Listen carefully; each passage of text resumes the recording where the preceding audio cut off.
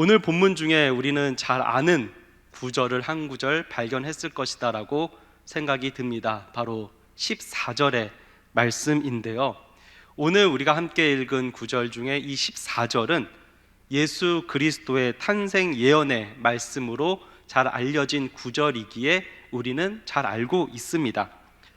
그래서 우리에게는 그 어떤 것보다도 어쩌면 친숙하다라고 여겨지는 말씀이기도 한데요, 하지만 오늘 이 말씀은 오늘의 본문, 이 이사야 본문을 통해서 우리에게 익숙하다라기보다는 이 말씀이 인용되고 있는 이 마태복음을 통해서 알려져 있고 우리가 그 말씀을 통해서 익숙해져 있는 것이 사실입니다. 자, 그렇다면 마태복음에서 드러나는 이 구절의 인용의 의미는 무엇일까요? 저는 이 구절을 그저 예언의 말씀이기에 마태복음의 기자가 이것을 인용했다라고 생각하지 않습니다. 이 구절을 인용하고 있는 이 마태복음의 주된 독자는 유대인이기 때문인데요, 유대인에게 이사야라는 선지자는 너무나도 중요한 선지자입니다. 그렇기 때문에 이사야, 이 선은, 이 말씀 자체는 그들에게는 굉장히 친숙한 말씀이기도 합니다. 그렇게 오늘 말씀을 통해서 이 드러나는 우리와 함께 하신다라는 이 임마누엘의 의미는 당연히 더욱더 선명하게 드러내고자 마태의 이 기자는 이것을 인용했을 것입니다. 그렇다면 이 마태복음이 드러내기 원했던 이 임마누엘, 하나님이 우리와 함께 하신다라는 것의 의미는 무엇일까? 특별히 우리는 곧 성탄을 맞이하게 됩니다.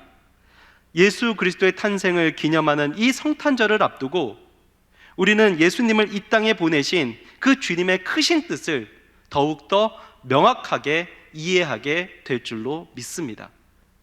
오늘 본문을 이해하기 위해서는 1절에서부터 9절까지를 보면서 당시의 역사적인 상황을 이해하는 것이 큰 도움이 될 줄로 믿습니다.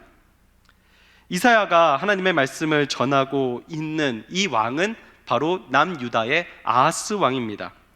아하스 왕에 대한 이 열왕기에서의 평가는 이러한데요, 열왕기하 16장 2절에서 다윗과 같지 아니하여 그의 하나님 여호와께서 보시기에 정직히 행하지 아니하고 라고 이 아하스 왕을 평가하고 있습니다. 다시 말하면 그는 악한 왕이었다라는 것이죠. 다윗과 같지 아니하였다라는 점에서 그는 하나님을 온전히 신뢰하지 않고 그는 하나님을 의지하지 않고 있음을 보여주고 있다라는 것입니다. 이 아하스 왕이 남유다를 다스리던 시대는 특별히 정치적으로는, 외교적으로는 이 아수르라는 나라가 이 중동의 패권을 장악해 가고 있었던 때입니다. 그래서 이러한 아수르에 대한 견제를 하고자 당시 남유다 주변에 있던 아람과 북이스라엘은 동맹을 맺고 이 아수르를 대항하기 시작을 합니다. 당연히 이 연합군들은 이 남유다 아하스 왕에게도 자신들과 함께 하자라고 권했던 것이죠. 아하스 왕에게는 세 가지의 갈림길이 이제 남게 된 것입니다. 첫 번째는 바로 패권 국가인 아수르를 따를 것인가에 대한 결정이고요, 두 번째는 아수르를 따르지 않는다면 그 아수르를 대항하는 이 아람과 북이스라엘 이 동맹 연합을 따를 것인가에 대한 결정입니다. 그럼 세 번째는 무엇이겠습니까? 그 어떤 것도 따르지 않고 남유다의 주인 되시는 하나님을 따를 것인가에 대한 이 세 가지의 선택지에 대한 결정이 남아 있다라는 것이죠. 아하스 왕은 한 가지를 결정하는데 그것은 바로 신흥 강대국인 이 아수르에게 충성을 다할 것을 결정하게 됩니다. 그러자 당연히 반대편인 이 아람과 북이스라엘 연합군은 이 남유다를 공격하며 압박하기 시작할 수밖에 없는 것이죠. 그리고 바로 이 지점이 오늘 본문의 시대적인 배경이 되는 것입니다. 아하스 왕은 아수르와의 동맹을 맺었으나 가까이에서 공격해오는 이 아람과 북이스라엘의 압박은 너무나도 두려웠습니다. 그래서 2절에서 그의 마음을 이렇게 표현하는데요.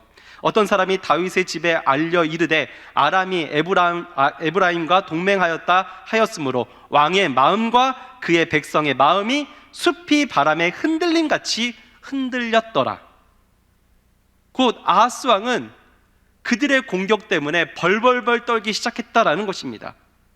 그 왕이 벌벌벌 떨기 시작하니 당연히 백성들도 벌벌벌 떨기 시작했다라는 것이죠. 이러한 모습을 지금 시적으로 표현하고 있는 것이 바로 2절의 말씀이라는 것입니다. 분명히 결정했지만, 그래서 아수르를 따르기로 했지만 현실이 다가오는 것은 너무나도 두려움이라는 것이죠. 현실적인 두려움을 어떻게 할 수 없다라는 것입니다. 바로 이러한 때에 하나님께서는 이사야 선지자를 통해서 지금 아하스 왕에게 용기를 주시는 예언을 하고 계시는데, 그것이 바로 우리가 읽지는 않았지만 4절의 말씀입니다. 하나님께서는 이렇게 예언하십니다. 그에게 이르기를 너는 삼가며 조용하라. 르신과 아람과 르말리아의 아들이 심히 노할지라도 그들은 연기 나는 두 부직갱이 그루터기에 불과하니 두려워하지 말며 낙심하지 말라.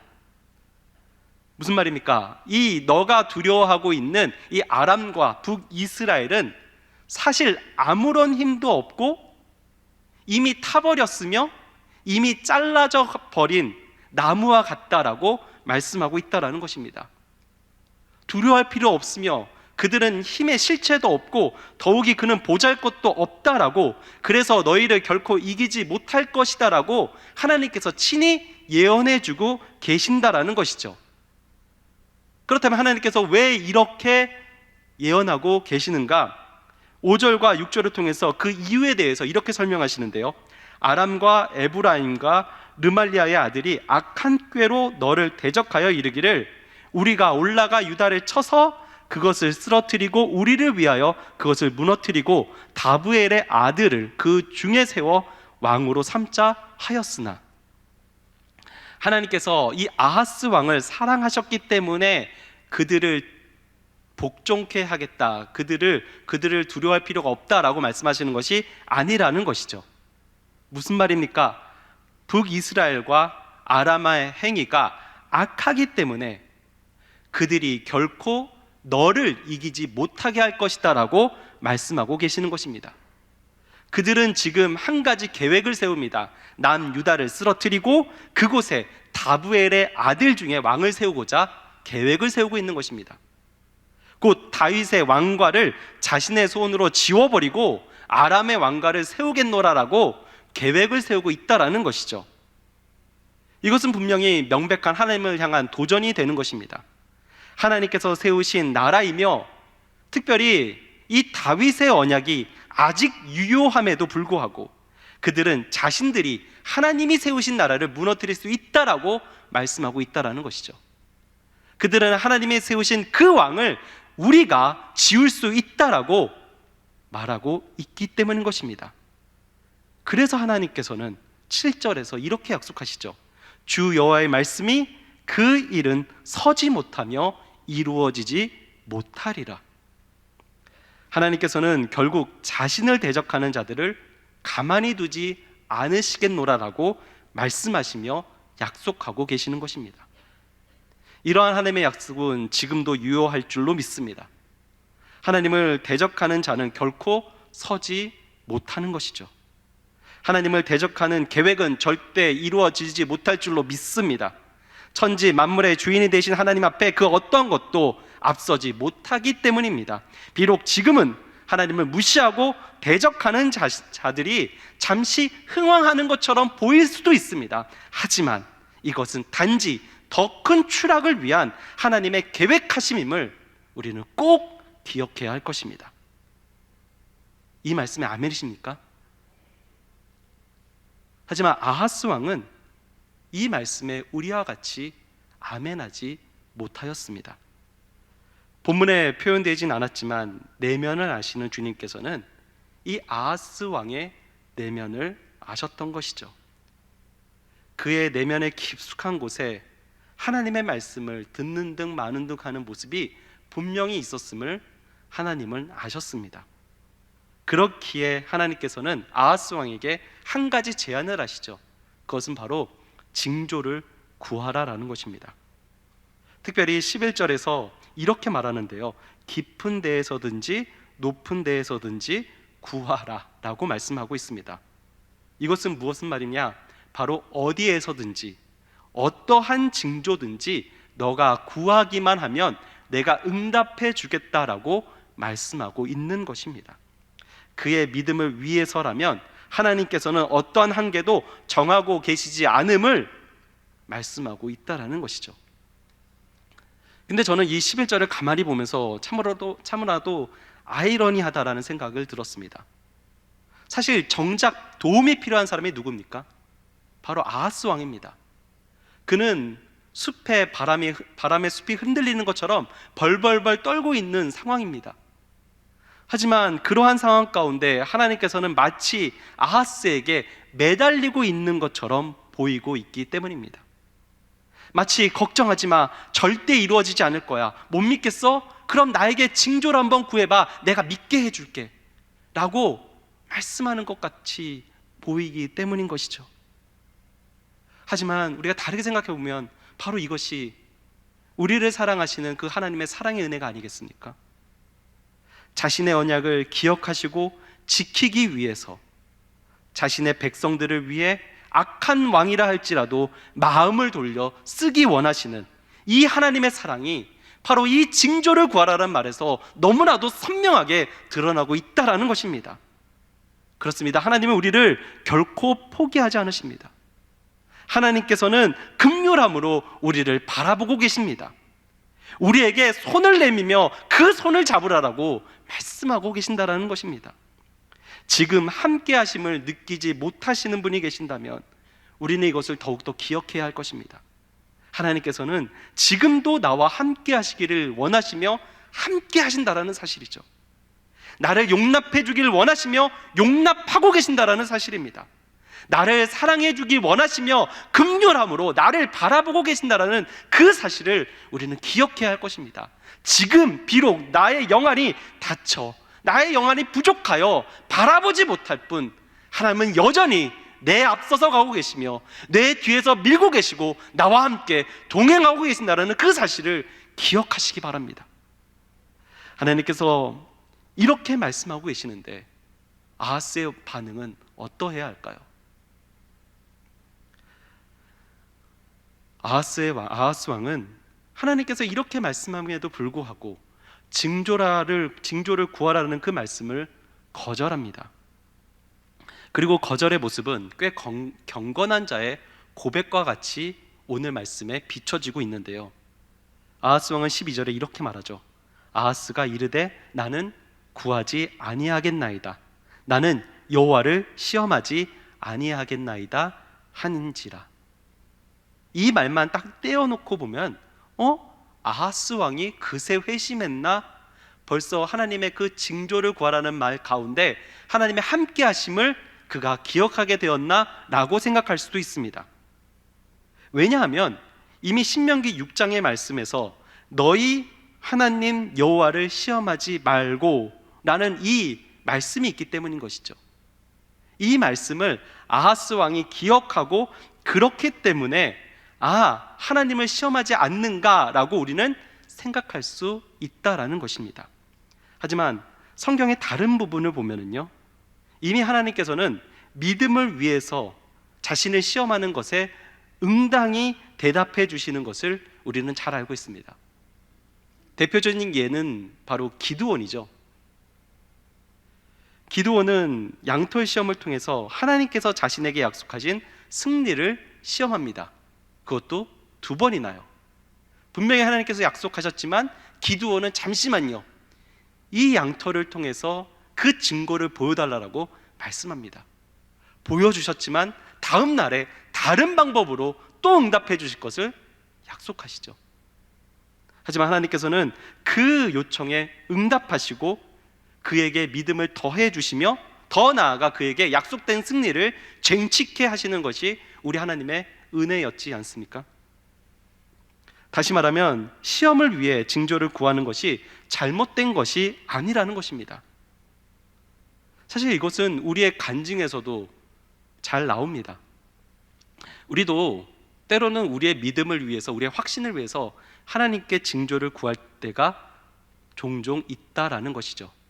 특별히 청년 때 이러한 일이 많은데요, 바로 배우자 기도가 바로 이러한 징조의 큰 부분이 아닐까라는 생각이 듭니다. 이러한 배우자를 주옵소서, 이러한 배우자를 만나기만 하면 내게 주신 짝인 줄 알고 내가 결혼하며 하나님의 나라를 이루겠습니다. 우리 이렇게 많이 기도하셨을 거라고 생각이 듭니다. 저의 경우는요, 사실 이 배우자의 기도는 굉장히 단순했습니다. 저는 이 배우자의 기도 제목이 한 20개밖에 되지 않았어요. 제가 아는 분은 50개, 90개씩 되시는 분도 많더라고요. 정말 전 단순했습니다. 딱 20개였습니다. 그 중에 몇 가지만 소개하자면, 첫 번째는 이런 거였어요. 제가 텐션이 조금 높아요. 텐션이 조금 높다 보니까 적어도 내 아내가 되는 사람은 내면이 잔잔하면 좋겠다 라는 기도 제목을 하나 가졌습니다. 그리고 저희 아버지는 믿음이 없으십니다. 그래서 장인 어른이 되시는 분은 정말 믿음이 신실하신 우리 장로님이었으면 좋겠다 라는 기도 제목을 하나 가졌어요. 또 한 가지는 자신의 일을 열심히 하는 사람이면 좋겠다, 또 나와 비슷한 신앙의 색깔을 가졌으면 좋겠다.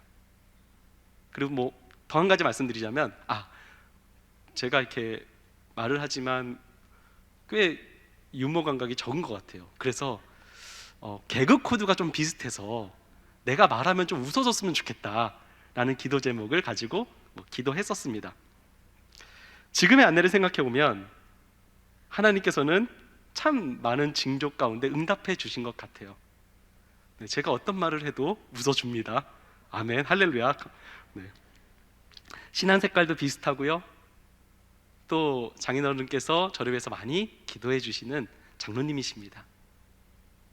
저는 이것을 보면서 징조를 구하는 것이 나쁘지 않으며 잘못되지 않았다는 것을 확신할 수 있습니다. 그렇다면 이 아하스의 거절의 의미는 무엇일까요? 아하스의 이후의 행보를 통해서 사실 그의 속뜻은 우리가 알 수 있는데요, 그는 이미 아수르라는 한 신흥 대국을 신뢰하기로 작정했기 때문에 징조를 거절하고 있는 것입니다. 열왕기하 6장 7절에서 그의 속뜻을 정확하게 알 수 있습니다. 아하스가 아수르 왕 디글랏 블레셀에게 사자를 보내 이르되, 나는 왕의 신복이요 왕의 아들이라. 이제 아람 왕과 이스라엘 왕이 나를 치니 청하건대 올라와 그 손에서 나를 구원하소서 하고, 그는 이미 아수르 왕 디글랏 블레셀에게 자신은 당신의 신복이요 당신의 아들이라라고 고백하기로 작정하고 있었다라는 것이죠. 남유다의 왕은 사실 누구의 신복이요 누구의 왕입니까? 하나님의 신복이요 하나님의 왕이어야 합니다. 나를 구원하소서라는 고백은 아수르 왕에게 해야 하는 것이 아니라 하나님께 해야 하는 것입니다. 무릎 꿇고 나아가야 되는 대상은 아수르 왕이 아니라 하나님께 고개 숙여 무릎 꿇며 나아가야 되는 것이 이 남유다의 왕의 모습이어야 한다는 것이죠. 하지만 이미 아하스 왕은 이 모든 것을 저버렸다는 것이죠. 아수르 왕이 나를 구원할 것을 믿게 되고 그를 의지하기로 결단했기 때문인 것입니다. 그래서 더 이상 하나님을 의지할 필요도, 하나님의 징조도 필요 없게 되어 버린 것이죠. 또 한편으로 생각해 보면 그는 분명히 정치적인 계산을 했을 것입니다. 괜히 하나님의 말씀대로 징조를 구했다가 징조가 이루어지지 않으면 어떻게 됩니까? 자신의 정치적인 생명에, 종교적인 생명에 치명타를 입게 된다라는 것이죠. 더 나아가 혹시라도 징조가 이루어지면 어떤 일이 벌어집니까? 아수르를 의지하겠노라라고 판단했던 자신의 정무적인 판단이 틀렸음이 드러나야 신하들에게 웃음거리가 될 것을 불안하게 여겼다라는 것입니다. 그렇기에 그는 징조를 구하는 것 그 자체가 자신에게 손해가 되는 일이라고 판단하고 보기에 좋은 말로 은근히 거절하고 있다는 것이죠.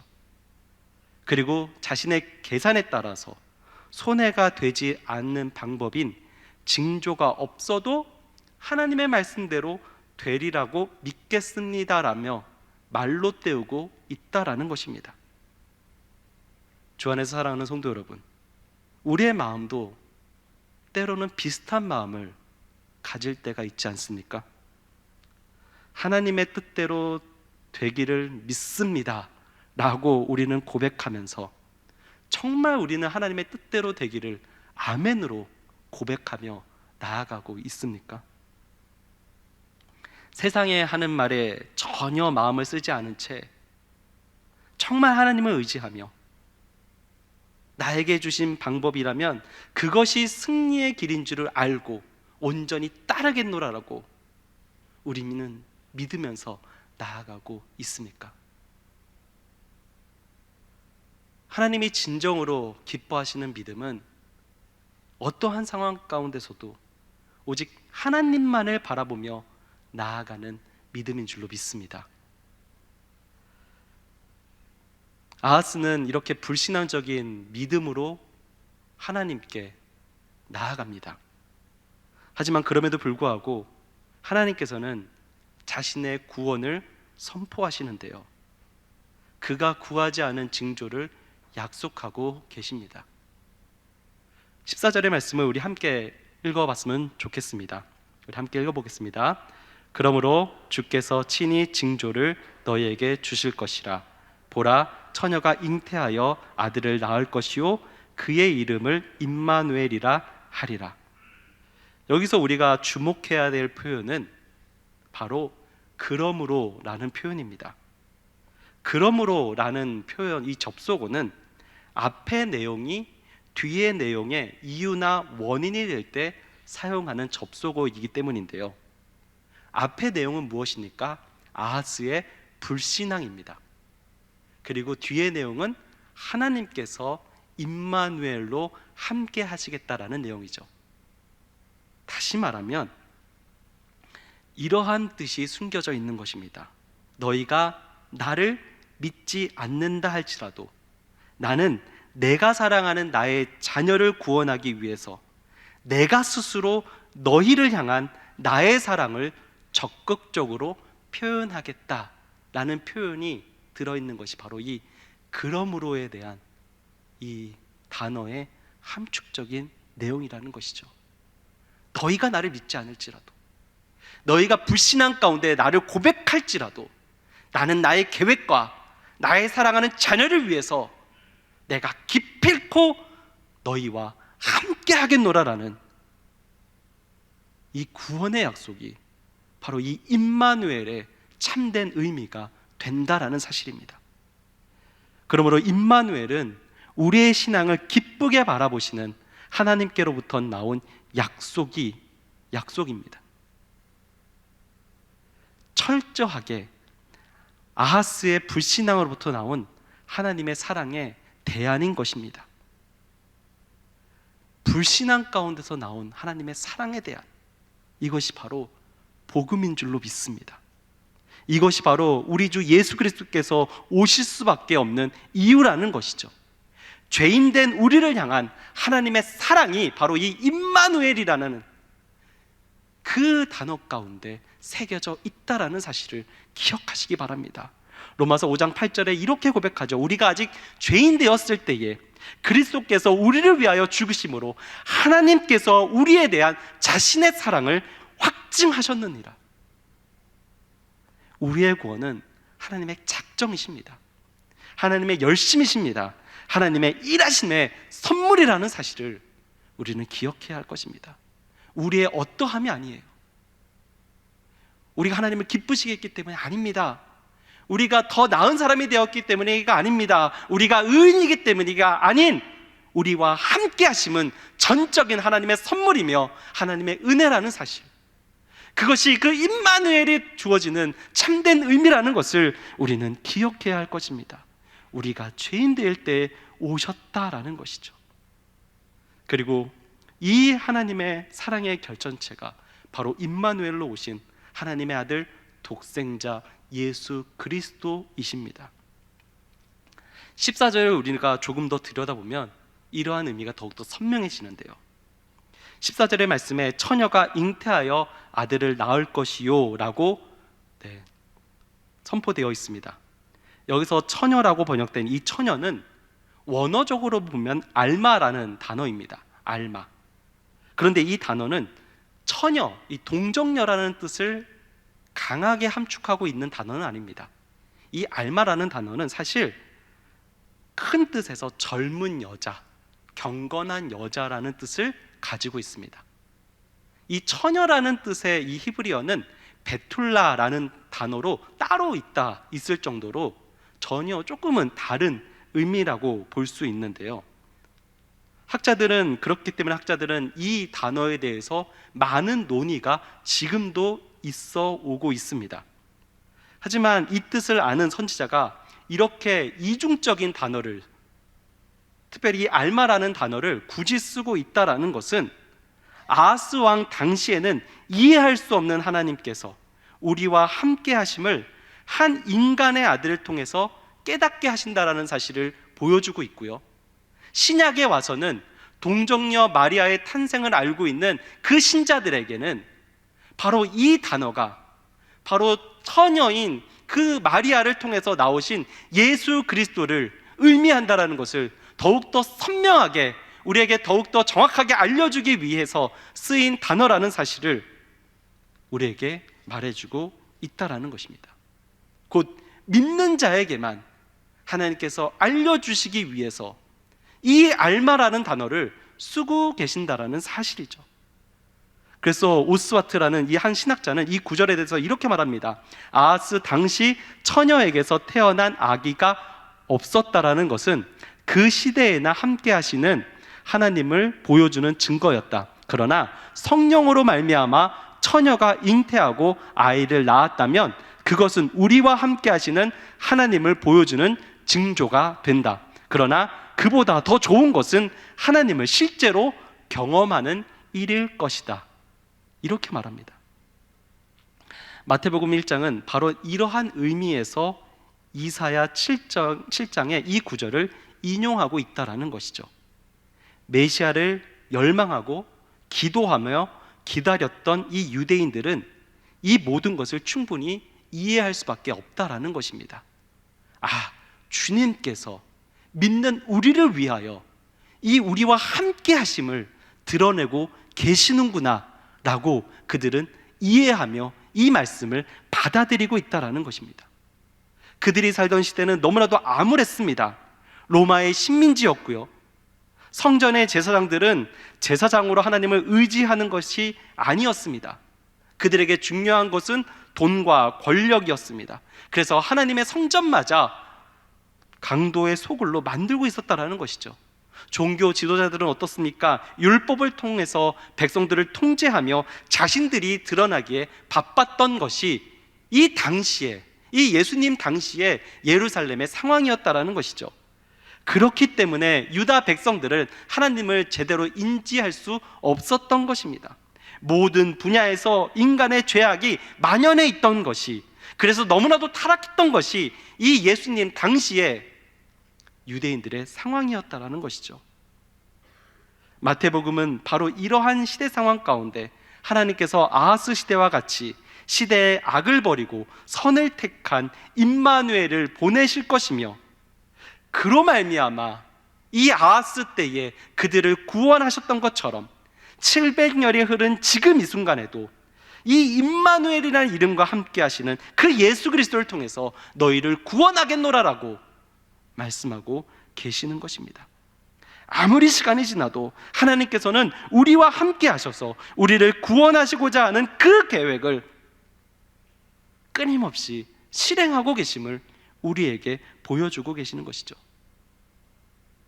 성도 여러분, 지금도 우리는 암울한 시대를 살아가고 있습니다. 죄악이 판치고요, 세상의 우상들로 말미암아 헛된 것에 의지하는 세상입니다. 아하스 시대에서 700년이 지난 그 예수님 시대는 분명히 더 발전했을 것이다라고 우리는 생각할 수 있습니다. 분명히 더 상황적으로도 나아졌을 것입니다. 그러나 유대 민족이 더 행복해졌는가? 그들이 구원을 받았는가? 그렇지 않다라는 것이죠. 예수님이 태어나신 이후에 또 우리는 벌써 2000년이 넘는 시간이 지났습니다. 그때의 사람들은 상상하지도 못할 정도로 우리 시대는 변화였고 발전하였고 많은 것이 이루어졌습니다. 그렇다면 우리는 그때보다 더 행복하고 구원을 얻었다라고 자신 있게 말할 수 있습니까? 그렇지 않다라는 것이죠. 더욱더 시대가 갈수록 삶의 가치는 사라져가고 인간다움도 사라져가는 것이 우리가 살고 있는 지금 2022년의 시대가 아니겠습니까? 과학의 발전이 평화와 사랑을 가져다 주지 못하고 있다는 것이죠. 도리어 불안과 경쟁과 불만만이 더욱더 커져가고 있는 것이 요즘 우리가 살고 있는 시대의 정신이지 않습니까? 그렇다면 이 시대 가운데 우리가 기대할 수 있는 것이 무엇이 있겠습니까? 결국 이 죄악된 우리를 구원할 수 있는 분은 임마누엘 되시는 죄악된 세상 가운데 너희가 그리할지라도 너희를 불쌍히 여기사 내가 너희와 함께하겠노라라고 선포하시며 오신 그 예수 그리스도밖에 우리의 참된 구원은 없다라는 것입니다. 오직 그분만이 우리의 구원이 되신 줄로 믿습니다. 상황이 변하는 것이 아니라 바로 우리와 함께 하시는 그 하나님께서 승리하신다라는 사실을 우리는 기억해야 할 것입니다. 이러한 의미에서 얼마 남지 않은 성탄절은 너무나도 중요할 것입니다. 세상은 성탄절의 참된 의미가 무엇인지를 잃어버린 지 오래되었죠. 시간이 좋아도 좋아질 것 같지 않은 이 암담한 세상, 과연 이 땅 가운데 소망이 있는가라는 생각이 드는 현실 가운데 예수님께서 한 줄기 소망이 되시사 우리처럼 낮고 제한된 이 자리로 우리와 함께 하시고 계시는 것입니다. 우리가 성탄을 맞이하면서 끊임없이 이것을 묵상해야 할 줄로 믿습니다. 또한 우리는 하나님께서 성육실이라는 이 놀라운 기적을 이루시기 위해 이처럼 선지자를 통하여서 예언하시고 미리 준비하셨다는 사실을 결코 잊어서는 안 될 것입니다.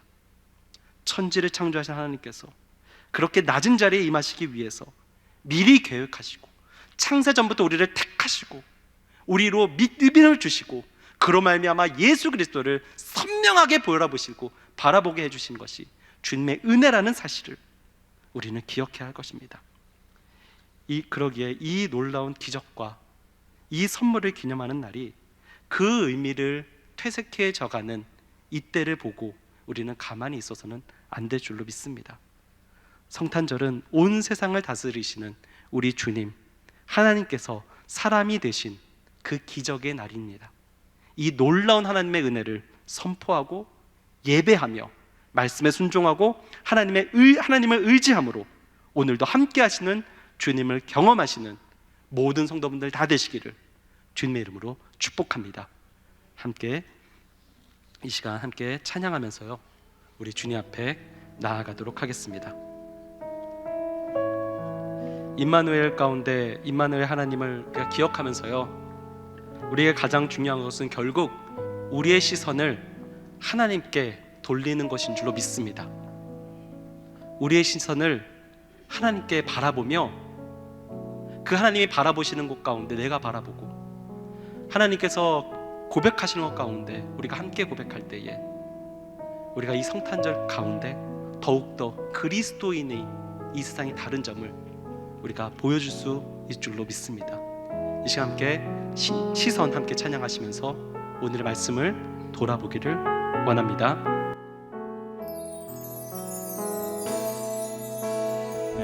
내게로부터 눈을 들어 주를 보기 시작할 때 주의 일을 보겠네.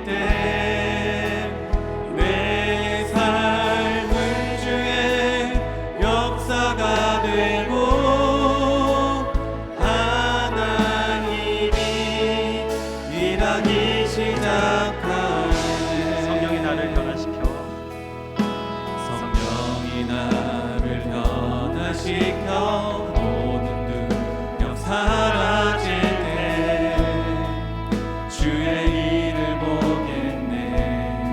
황폐한 땅 가운데서 주님만 알게 되리. 주님을 볼 때 모든 시선은 주님께 드리고 전능하신 하나님을 느낄 때 세상은 주의 나라가 되고 하나님이 일하기 시작하네. 이 시간 우리 함께 기도 제목 함께 읽으시면서요, 함께 기도하기를 원합니다. 하나님을 대적하고 있는 죄악된 세상 가운데 무릎 꿇는 것이 아니라 최후 승리를 예배하신 주님만을 의지하며 이 세상 가운데 나아가는 믿음을 주옵소서.